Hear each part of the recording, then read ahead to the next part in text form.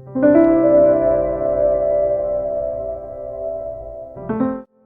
मित्रांनो, सुस्वागतम घरोघरी मातीच्या चुली या मालिकेच्या आजच्या भागामध्ये सुमित्रा जानकीच्या हाताला धरते आणि देवघरातून तिला डायरेक्ट फरफटत बाहेर घेऊन येते आणि तुझं तोंड सुद्धा मला बघायचं नाही, या घरात तर तू थांबायचं नाहीच, चालती हो इथून, म्हणून ती जानकीला ढकलते. तर लगेच ऋषिकेश हा जानकीला धरतो आणि सुमित्रावर खूप ओरडतो की बाद झालं तुझं आता जे काही हे सुरू आहे ते, तिला जास्त त्रास देऊ नकोस. तेव्हा मात्र घरातील सर्वांना म्हणजे सारंग, ऐश्वर्या यांना सुद्धा खूप वाईट वाटतं, परंतु कोणीही काही बोलायला तयार नसते. ऋषिकेश म्हणतो की आम्ही जातो, आम्हाला कोणीही बाहेर काढायची गरज नाही, पण एक गोष्ट मात्र लक्षात ठेव, तुझ्या हे ऐश्वर्याने कान भरलेले आहे ना, त्या गोष्टीचा विचार करून एक ना एक दिवस नक्की तुला त्याचा पश्चाताप होईलच. तेव्हा सुमित्रा म्हणते की अरे मनस्ताप तर मी हिच्यामुळे सहन करते, मग पश्चाताप सुद्धा सहन करेल, आणि आता तर तुझ्या बायकोचे तोंड सुद्धा पाहण्याची माझी इच्छा नाही, आणि जर तुला तिच्याबरोबर जायचे असेल तर तिचा हात धर आणि तुम्ही दोघी सुद्धा या घरातून कायमचे निघून जा.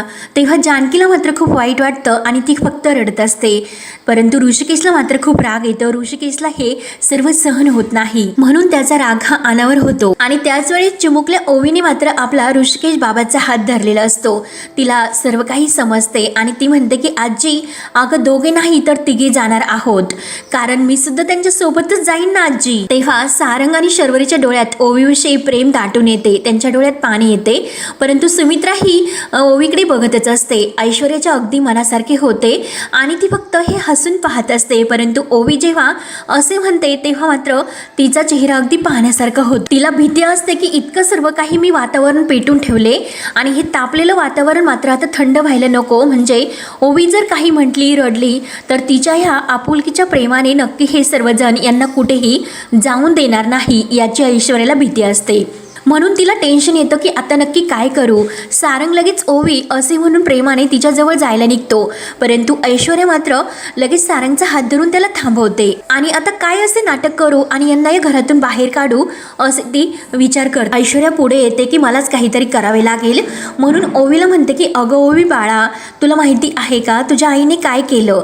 तर ओवी आपली रडतच म्हणते की मला माहिती सुद्धा नाही आणि ते माहिती करून सुद्धा घ्यायचे नाही, आणि तसेही जेथे माझे आई बाबा नाही तेथे त्या घरात मी नाही थांबू शकत. इतकी छोटीशी ओवी सुद्धा त्या मोठ्याला अक्कल शिकवत असते, परंतु सुमित्राला मात्र त्या ऐश्वर्याच्या गैरसमजात ती पूर्णपणे बुडून गेलेली असते. ओवीचे ते बोलणे ऐकून ऋषिकेशच्या डोळ्यात पाणी येतं. ऋषिकेश लगेच ओवीला आपल्या मिठीत घेतो आणि खूप रडतो. ओवी आईला म्हणते की चल आई. तेव्हा ऋषिकेश सुद्धा ओवीच्या हाताला धरतो आणि जानकी चल असे जानकीला म्हणतो. तेव्हा जानकीचा हात धरल्यानंतर जानकी लगेच ऋषिकेशचा हात मागे करते आणि ऋषिकेशला विचारते की कुठे जायचे, माझं घर आहे, आपण कुठे जायचे. सारंग शर्वरी जवळ येते आणि ऋषिकेश, अहो ही माणसं माझी आहे, अहो इथे या घरात माझी नाळ पुरली गेलेली आहे असे सुमित्रा समोर ती बोलत असते. तुळशीकडे बोट दाखवून म्हणते की अंगणातील तुळशीत माझा जीव अडकला, मी तुळशीची पूजा केली या घरात राहून, या अंगणात मी त्या तुळशीला पाणी घालून वाढवले. सुमित्राला म्हणते की तुम्ही जे भांडे मला दिले त्या भांड्यावर माझं कायमचं नाव कोरलं गेलं, कायमचं आयुष्यभरासाठी. या घरातील प्रत्येक भिंतीवर अजून सुद्धा माझ्याच हाताचे ठसे आहेत.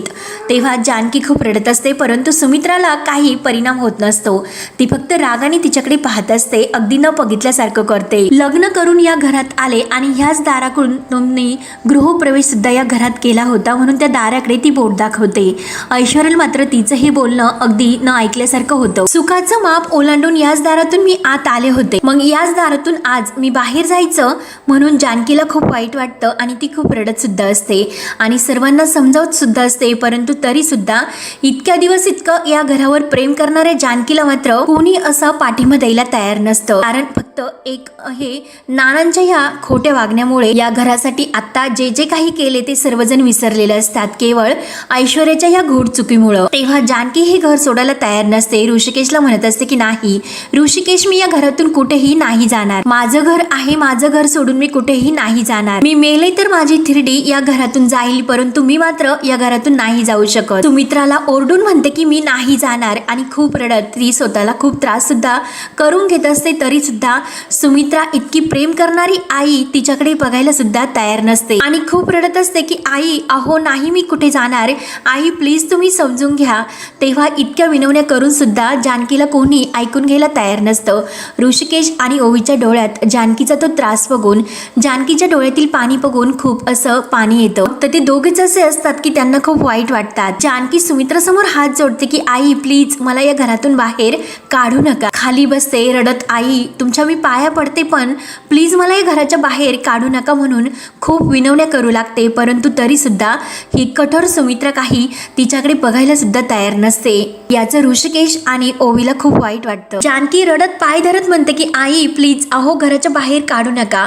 माझ्या कुटुंबाशिवाय माझ्या या राहण्याला मला काही अर्थ नाही. मला फक्त माझं घर हवंय, बाकी काही नको. सारंगच्या सुद्धा डोळ्यात पाणी येतं आणि शर्वरीच्या डोळ्यात सुद्धा पाणी येतं. मी नानांना आई नाही ढकलले, माझ्यावर खोटे आरोप करू नका, मी कुठेही नाही जाऊ शकत अशी खूप विनवण्या ती करते. आई मी तुमच्या पाया पडते पण माझ्यावर खोटे आरोप मात्र करू नकास. तेव्हा सुमित्रा लगेच रागाने तिचा हात धरते आणि तिला उभे करून म्हणते की काय ग खोटे, अगं नानांनी तर आता सर्वांसमोर सांगितले की तू त्यांना ढकललेस आणि ते आता सिद्ध सुद्धा झाले. नानांना जिनेवरून तूच ढकलले. अगं तूच तर म्हणत राहायची की नाना शुद्धीवर आल्यानंतर तेच सांगतील की त्यांना कोणी ढकलले म्हणून, सर्व काही सत्य हे समोर येईल. मग आता नाना शुद्धीवर आले, मग त्यांनी स्वतःनीच हे सर्व सांगितले, मग तरी सुद्धा तू असे का म्हणते. सुमित्रा म्हणते की अगं त्यांनी तर बोट तुझ्याकडे दाखवले, त्यामुळे तू या घरात राहायची सुद्धा नाही आणि या घरात राहण्याची लायकी सुद्धा नाही तुझी. तेव्हा लगेच ऋषिकेशला खूप राग येतो. ऋषिकेश म्हणतो की आई बास कर. तेव्हा सुमित्रा ही ऋषिकेशकडे बास कर असा हात वर करते. मला आई सुद्धा म्हणायचं नाही कारण आई म्हणण्याचा अधिकार केव्हाच तुम्ही गमावला असे सुमित्रा त्यांना सांगते. तर ते ऐकून त्यांना आणखीन वाईट वाटतं. जानकी मात्र सुमित्राच्या त्या बोटाकडे बघत असते. जानकीला तर खूप मोठा असा धक्का बसतो. सुमित्रा तरी सुद्धा हे सर्व बोलून काही थांबत नाही आणि ती परत त्यांना असे टोकाचे एक शब्द वापरते की जानकी तू आणत आहेस आणि ऋषिकेश अरे तू सावत्र आहे. ते ऐकून तर आणखीन यांच्या जिव्हारी लागते आणि त्यांना खरंच खूप वाईट वाटतं कारण या घराला इतक्या दिवसापासून आपण आपलं मानलं आणि त्याच घरातील आज माता इतकं प्रेम करणारी आज मला सावत्र आणि जानकीला आणत म्हणते. तेव्हा ऋषिकेश आणि जानकी एकमेकांकडे बघत असतात. तेव्हा सारंगला मात्र आईच्या शब्दाचा राग येतो. तर तो आईला म्हणतो की आई अगं काय बोलतेस तू. तेव्हा सुमित्राच्या डोळ्यात सुद्धा पाणी येतं. सुमित्रा म्हणते की हो सारंग आज कुठलीही लाज न बाळगता मी हे शब्द बोलते कारण तशी वेळच ऋषिकेश तू माझ्यावर आणली आणि जानकी तू सुद्धा. अरे ऋषिकेश तू आज सिद्ध करून दाखवलंस की तुझं आणि माझं रक्ताचं नातं नाही. तू आज ते सिद्ध सुद्धा केले की तू माझा सावत्र मुलगा आहे ते. तेव्हा जानकी आणि ऋषिकेश फक्त एकमेकांकडे बघतात. कोणी काही उत्तर देत नाही कारण त्यांना इतका म्हणजे हृदयाला असा टोचणारा शब्द सुमित्राने वापरलेला असतो. ऐश्वर्याला अगदी आनंद होतो आणि सर्व खुश होऊन बघत असतात. सुमित्रा म्हणते की यापुढे तुम्ही मला आई म्हणायचं नाही, तुमची आई मेली, तुमची आई मेली हे शब्द ऋषिकेशच्या कानावर पडताच ऋषिकेश डोळे झाकतो आणि शब्द असा उभा राहतो कारण कधीही त्याने असे आपल्या मनात सुद्धा विचार केला नव्हता असे आज त्याच्या समोर घडत असते. तेव्हा ऋषिकेशला सुद्धा स्वतःचा राग येतो. ऋषिकेश तरी सुद्धा आपला राग आवरतो आणि मूठ दाबून तो सुद्धा डोळ्यातील पाणी पुसतो. जेव्हा सुमित्राने इतके टोकाचे शब्द वापरलेले असतात तर तो सुद्धा सुमित्राला म्हणतो की तुझा सुद्धा मुलगा मेला, ज्याला तुम्ही सर्वात जास्त जीव लावला, ज्याचे सर्वात जास्त लाड केले आणि ज्याच्यामुळे तुम्ही पहिल्यांदा आई हा शब्द ऐकला, मग त्याच मुलाला आज तुम्ही आई म्हणायला बंदी घालता. ठीक आहे सुमित्रा रणदिवे माझा सुद्धा शब्द आहे आणि हा शब्द आहे ऋषिकेश पार्वती रणदिवेचा. मी जिवंत असेपर्यंत तुम्हाला आई नाही म्हणणार. ते ऐकून तर सुमित्राला, सारंगला, शर्वरीला आणखीन मोठा धक्का बसतो. परंतु ऐश्वर्याला तर तिच्या मनाजप्ती होत असते परंतु शेवटी तिची सुद्धा वेळ येणार असते आणि सर्व सत्याचा उलगडा होऊन शेवटी सर्व एकत्र तर येणारच असतात. परंतु आज जे काही इतके कठोर एकमेकांच्या नाती एकमेकांच्या विरुद्ध उठलेले असतात तर हे ऐश्वर्याला बघून खूप आनंद होतो. इतके एकमेकांवर प्रेम करणारे आज हे नाती वेगळे होतात आणि एकमेकांना असे टोकाचे बोलणे एकमेकांना बोलतात आणि त्या आजीचे सुद्धा अगदी मनासारखे होत असते. तिला सुद्धा खूप गालातल्या गालात हसू येत असते.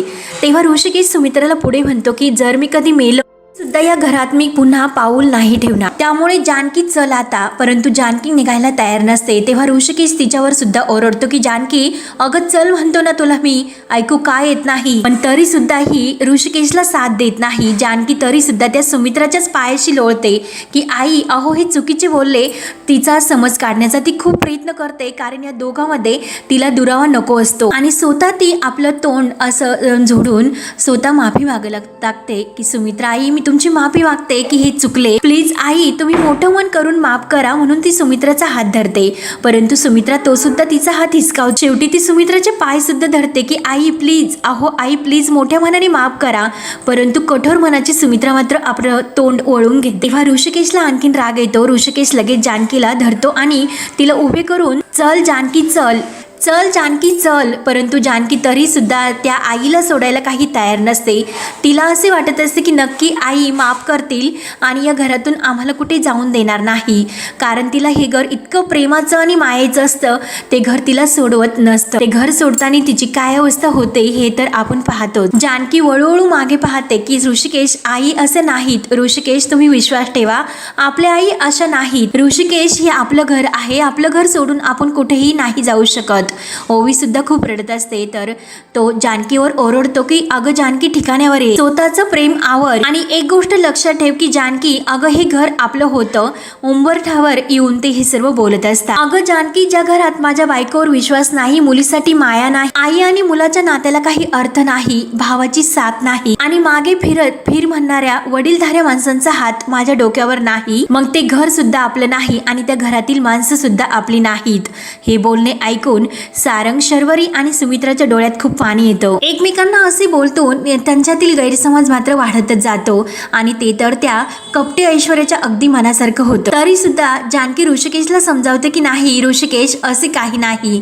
तेव्हा ऋषिकेश म्हणतो की अगं जगाने जरी मारलं धोपटलं तरी सुद्धा रडत रडत मुलं हे आपले आई आणि बाबांच्या कुशीत जातात. आणि या घरात असे आहे की वडिलांनीच आपल्यावर असे आरोप केले आणि या लोकांनी त्यांच्याकडे बोट दाखवून यांनी तर आपल्याला घराच्या बाहेरचा रस्ता दाखवला. त्यामुळे आपल्याला कुठलीही या घरात किंमत राहत नाही. त्यामुळे तू प्लीज हे समजून घे आणि आता ही प्रेमाची जी काही तू भीक मागते ना ती बंद कर, स्वतःला आवर आणि या घरातून चल. आपण तिघे या घरातून निघून जाऊ राहायला नको. सारंग आणि शर्वरीला खरंच हे नको असतं. ते खूप रडतात, कारण बहीण भावाचे प्रेम हे खूप अतूट असतं. तरी सुद्धा ह्या जानकीचे या घराशी असलेलं घट्ट नातं ती काही सोडायला तयार नसते. केवळ ऋषिकेशची इतकी साथ असून सुद्धा ती नाही म्हणत असते की ऋषिकेश हे आपलं घर आहे. तेव्हा ऋषिकेश तरी सुद्धा तिला खूप समजवण्याचा प्रयत्न करतो की अगं जानकी हे घर आपलं नाही आणि जर तुला पग यायचं नसेल आणि तुला मी चल म्हणतो आणि पग जर तू या घरातून बाहेर पडणार नाही तर तुला माझी शपथ आहे. तेव्हा शपथ घातल्यानंतर जानकीला तर धक्काच बसतो आणि सुमित्राच्या डोळ्यात आणखीन पाणी येतं. सारंग रडत असतो तरी सुद्धा ओवी त्याला खुणावते की अरे रडू नकोस. पण ऐश्वर्याला काही ते पगवत नाही आणि तिला पाझर सुद्धा फुटत नाही. तिच्या अगदी मनासारखं होतं आणि ती तर हसत असते. चिमुकल्या ओवीला सुद्धा अजून किती प्रेम असतं तरी सुद्धा ती सारंग दादाला रडू नको, शर्वरी ताईला रडू नको असे म्हणते. जानकी तर दाराशी बसते आणि खूप रडत असते. तिच्या जीवाच्या ते यातना बघून मित्रांनो आपल्या डोळ्यात खरंच खूप पाणी येतं, कारण या घराला इतकं जपणारी जानकी आज तिला काही आपलं हे घट्ट नातं काही सोडवत नसतं. इतकं माय नातेने हे दूर लोटलेलं असून सुद्धा तरी सुद्धा ती एका जागी ठाम असते आणि त्या उंबऱ्याशी बसून तिला त्या घरात गृहप्रवेश केल्याचा आणि त्या घरात गृहप्रवेश केल्यानंतर पुरणपोळीचा जो काही नैवेद्य तिने सर्वात अगोदर बनवलेला असतो ते क्षण तिच्या डोळ्यासमोर येतात आणि त्या क्षणाची आठवण झाल्यानंतर तिला तरी आणखीन खूप तिच्या डोळ्यात पाणी येते आणि सर्व काही आठवणी आठवतात. एक एक आठवणी आठवत ती परत उठते आणि परत एक एक घरात पाऊल टाकते आणि सुमित्रा आईकडे बघत असते. तेव्हा सुमित्रा आईने तिला आपली लेक मानून जानकी म्हणलेली असते की मी एकटी नाही, माझं पूर्ण रणदिवे कुटुंब माझं कुटुंब आहेत. म्हणून त्या दोघींनी एकमेकांना इतकी घट्ट मिठी मारल्याची क्षण तिच्या डोळ्यासमोर येते. तेव्हा जानकी पुन्हा सुमित्रा आई समोर हात जोडते, परंतु सुमित्रा आईचे तोंड वळलेले असते. जानकी सर्व घराला ही डोळ्यामध्ये सामावून घेते, कारण त्या घराचं प्रेम तिच्या डोळ्यात सामलेलं असतं. कारण तिची परिस्थिती अशी असते की हे मायेचं घर काही तिला सोडवत नसतं. ओवी सुद्धा तिची ही अवस्था बघून खूप खूप रडत असते. सारंग आणि शर्वरी सुद्धा खूप रडतात. तेव्हा एकदा खाली बसते आणि अगदी गुडघ्यावर बसून त्या घराला ती शेवटचा नमस्कार करते. डोळ्यातील पाणी पुसते आणि मन असं घट्ट करते आणि शेवटी एक एक पाऊल ती सुमित्रा आईकडे आणि घराकडे बघत मागे टाकत असते. या घरातून ती फिरतं पाऊल सुद्धा टाकत नाही, फक्त मागे जाण्याचं पाऊल ती टाकते. म्हणजे बघा की तिला किती घराची काळजी असते. त्या घराकडे बघतच ती एक एक घराची पायरी वर चढते आणि उमऱ्याच्या खाली उतरते. ओवीच्या डोक्यावरून मायेचा हात फिरवते आणि आपली बॅग घेऊन ओवीचा हात धरून ऋषिकेशचा हात धरून ते तिघे त्रिकोणी कुटुंब बाहेर पडतात आणि एका सोबत पाऊल ते बाहेर टाकतात. बाहेर आल्यानंतर सुद्धा ऋषिकेश जानकीचा एकमेकांच्या हातात हात असतो. ते तिघे एकत्र चालत असतात, परंतु तरी सुद्धा ऋषिकेशच्या हातातील हात जानकी त्या घराकडे बघत सोडते आणि पुन्हा डोळे भरून त्या घराकडे ती पाहतच असते, कारण तिचा पाय काही त्या घराच्या अंगणातून सुद्धा निघत नसतो. तुळशी वृंदावनाजवळ येते आणि त्या तुळशीकडे एकटक पाहत असते. ऋषिकेश पुन्हा मागे वळून पाहतो. त्याच्या हातातील जानकीचा हात सुटलेला असतो. तेव्हा जानकी आपल्या हातातील बॅग खाली टाकते आणि परत त्या घराकडे वळून ती सर्वांकडे बघत असते. तेव्हा ऋषिकेश ओवीला खाली सोडतो आणि परत जानकीच्या खांद्यावर हात ठेवतो. जानकी खूप रडत असते. ऋषिकेश तिला समजावतो की जानकी आता रडायचं नाही, आता लढायचं आणि चल आता आपण निघूयात. तेव्हा जानकीच्या जीवाला खूप यातना होत असतात. डोळे अगदी भरून येतात. ऋषिकेश तिला समजावतो की जानकी अगं एकदा निघालो, मागे वळून बघू नको. जे काही आहे ना ते सर्व प्रेम तू मागे सोडून दे. आता आपल्याला थांबवण्यासाठी कोणीही नाही ना, त्यामुळे जानकी आता चल. आणि तो बॅग घेतो आणि तो पुढे जातो. तर जानकी आपल्या डोळ्यातील पाणी पुसते आणि मनात म्हणते की यांना जरी आशा नसेल, यांना कितीही सुमित्रा आईचा राग आला असेल, परंतु मला मात्र पूर्ण खात्री आहे की सुमित्रा आई नक्की आम्हाला थांबवतील, त्या कुठेही जाऊन देणार नाही. तोच जानकीचा डोक्यावरचा पदर खाली घसरतो आणि जानकी मागे वळून पाहते तर तुळशी वृंदावनातल्या तुळशीला सुद्धा जानकी जाऊ नको असं वाटत असतं. म्हणून आपली तुळशी माता सुद्धा जानकीचा तो पदर आपल्यात घट्ट सामावून घेते, तिचा पदर धरते. तेव्हा मात्र या घराला सुद्धा आणि या घरातील तुळशी वृंदावनाला सुद्धा वाटतं की या घराची जानकी नावाची व्यक्ती आहे ती आपल्याला सोडून जाऊ नये, कारण या घराघरातील माणसात तर नाही, परंतु घरातील फुला झाडात आणि अंगणातील तुळशी वंदनात जानकीचा मायेचा हा आनंद पसरलेला असतो, तिचं वात्सल्य. जानकीचा असा गैरसमज होतो की नक्की सुमित्रा आईनेच आपला पदर धरला आणि नक्की त्या थांबवण्यासाठीच आल्या, म्हणून तिला खूप आनंद होतो. आणि आई असे बोलून, आई मला माहिती होतं की तुम्ही मला नक्की थांबतान. वळून पाहते तर काय, तिचा पदर तुळशीने अडकवलेला असतो. म्हणजे साक्षात तुळशी मातेला सुद्धा प्रेमाचा पाझर फुटलेला असतो, परंतु सुमित्रा आईच्या मनाला काही प्रेमाचा पाझर फुटत नाही. जानकीला आनंद एका दृष्टीने होतो, परंतु सुमित्रा आईने तिला थांबवले नाही याचा सुद्धा खूप वाईट वाटतं. अलगत असा तुळशीतून आपला पदर बाजूला घेते आणि त्या तुळशीला डोळे भरून बघून तिला नमस्कार करते. आणि जेव्हा कोशून तुळशीला पाणी घालत त्या घरात आनंदाने राहत असते, ते सर्व शंतीच्या डोळ्यासमोर येते आणि तुळशीवर डोकं ठेवून तिला नतमस्तक होते. तर ओवीला सुद्धा खूप रडायला येते. सुमित्रा, ऐश्वर्या, सारंग आणि आजी हे सर्वजण आतमधून हे सर्व पाहत असतात. तर सुमित्रा रागाने आतमध्ये निघून जाते. जानकीला जाताना तुळशीची सुद्धा काळजी लागत असते. तेव्हा मात्र ऐश्वर्या ही लगेच जानकी जवळ येते आणि जानकीला म्हणते की अगं कसे वाटते आता हरून, आता तू तुळशीची नाही तर स्वतःची काळजी घे. आणि कसं वाटतं हे घर सोडून जाताना. अगं जानकी तू तर चॅलेंज हारली. तेव्हा जानकीच्या डोळ्यासमोर ऐश्वर्या आणि तिच्या दोघीमध्ये जे काही चॅलेंज झालेले असते की जानकी तिला म्हणलेली असते की अगं तुला मी या घरातील सर्वांची माफी नाक घासून मागायला लावेन आणि हे घरातून तुला बाहेर काढीन, ते पण 1 महिन्याच्या आत, आणि माझ्या सर्व माणसांना तुझ्या तावडीतून सोडवेल. तेव्हा ऐश्वर्या सुद्धा तिला चुटकी वाजवत म्हणलेली असते की नाही, मी तुला 1 महिन्याच्या आत घराच्या बाहेर काढ, तर मी सुद्धा नावाची ऐश्वर्या नाही. तर हे सर्व आठवल्यानंतर जानकीला खूप वाईट वाटतं. जानकी सुद्धा म्हणलेली असते की सर्वांसमोर मी तुला नाक नाही घासायला लावलं तर मी सुद्धा जानकी ऋषिकेश रणदिवे नाही. आणि त्या दोघीमध्ये चॅलेंज ते आठवते. तेव्हा ऐश्वर्या तिला म्हणते की अगं तुला घरातून हाकलून देण्याचं चॅलेंज मी जिंकलं. तेव्हा ऋषिकेशला ऐश्वर्याचा खूप राग येतो. रागाने तो तिच्याकडे बघत असतो. जानकी मात्र काही बोलत नाही आणि डोळ्यातील पाणी मात्र तिचे सुरूच असते. ओवीला सुद्धा त्या घाणेरड्या ऐश्वर्या आंटीचा खूप राग येतो आणि ती सुद्धा खूप रडत तिच्याकडे पाहत असते. ऐश्वर्या म्हणते की आता येथील सर्व सत्ता, या घरातील सर्व हक्क मी उपभोगणार आहे. या सर्वावर माझा हक्क असेल आणि तुम्ही मात्र वनवास भोगा, आणि तो पण कायमचा. असे बोलून ऐश्वर्या निघते. तर सर्वजण तिच्याकडे रागाने बघत असतात. तेव्हा जानकी तरी सुद्धा स्वतःचा राग आवरते आणि ती स्वतःला त्रास करून घेते. ऐश्वर्या त्यांच्याकडे बघत दरवाजा लावून घेते. तेव्हा जानकी पुन्हा ऋषिकेशचा हात धरते आणि ओवी तिघे जण पुन्हा त्या घरातून बाहेर पडतात. ओवीला प्रेमाने जवळ घेते आणि परत तिघे एकत्र येऊन त्या घराकडे बघत असतात आणि रणदिव्यांच्या आशीर्वाद बंगल्यातून ते आज बाहेर पडतात. तिघे एकमेकांचा हात धरून जात असतात आणि हा भाग येथे संपतो. पुढील भागामध्ये ऐश्वर्या ही आजीला म्हणत असते की माझ्या साम्राज्यात मी त्या जानकीला भीक तर मागायला लावणारच आहे. आजी मात्र ही तोंड चोपडेपणा करायला असते आणि त्या ऐश्वर्याला थिणगी लावण्याचा प्रयत्न करतच असते. अगं त्यांच्याकडे तर कंपनीच्या अकाउंट मधील काही पैसे पडलेले असतील, मग त्यांचा वापर करून ते तर राहू शकतील आणि त्या पैशातून त्यांना छोटंसं घरटं तर बांधता येईल. ऐश्वर्या म्हणते की नाही, ते काही बांधू शकणार नाही. तर आजी म्हणते की अगं कसे काय? तर ऐश्वर्या म्हणते त्याची सर्व तयारी मी अगोदरच करून ठेवलेली आहे, कारण त्यांचे सर्व पंख मी छाटून ठेवलेले आहेत. म्हणजे ऐश्वर्याने त्यांचे अकाउंट सुद्धा बंद करून ठेवलेले असते. त्यानंतर ऋषिकेश, जानकी आणि ओवी बाहेर येत असतात. तर ऋषिकेशला जोशींचा फोन येतो आणि ते ऐकून तर ऋषिकेशला धक्का बसतो. ऋषिकेशचा राग अनावर होतो. ऋषिकेश म्हणतो की जोशी काय बोलतात, ते पैसे माझे आहे माझ्या अकाउंटमध्ये. ऋषिकेशला ते सर्व ऐकून खूप राग येतो आणि तो आपल्या हातातील मोबाईल सुद्धा फेकून देतो. तर जानकी विचारते की ऋषिकेश अहो काय झाले असे, तुम्ही काय इतके रागवता, हा सर्व काय प्रकार आहे? तेव्हा ऋषिकेश सांगतो की जानकी अगं त्यांनी आपले अकाउंट सुद्धा बंद करून ठेवलेत, आपल्याकडे पैसा असून सुद्धा आपण तो वापरू शकत नाही. तेव्हा ते तिघे परत जायला निघतात. त्यांच्यासमोर कुठे राहायचा हा प्रश्न राहतो, परंतु ओवी आपल्या बाबांचा हात धरते आणि बाबांना विचारते की बाबा आता यापुढे आपण कुठे राहायचे, आपलं दुसरं घर आहे का? तेव्हा आता जानकी, ऋषिकेश आणि ओवी यांना आता कोणत्या घरात राहावे लागते आणि ऐन वेळेस देवकृपेने कोण त्यांच्या मदतीला धावून येते हे पाहण्यासाठी आपल्या चॅनलला नक्की सबस्क्राईब करत राहा. धन्यवाद.